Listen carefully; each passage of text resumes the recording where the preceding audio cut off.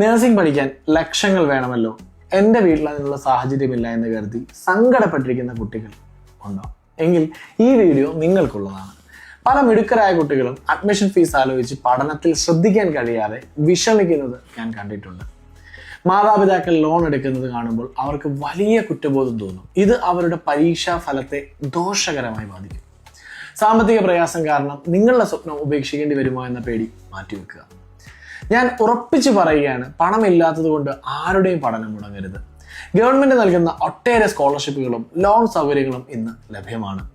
Right nursing admission guidance വഴി അർഹരായ കുട്ടികൾക്ക് എങ്ങനെയൊക്കെ സാമ്പത്തിക സഹായം കണ്ടെത്താമെന്ന് ഞങ്ങൾ പറഞ്ഞു തരും. ഈ പരീക്ഷാകാലത്ത് നിങ്ങൾ ആലോചിക്കേണ്ടത് മാർക്കിനെ കുറിച്ച് മാത്രമാണ്.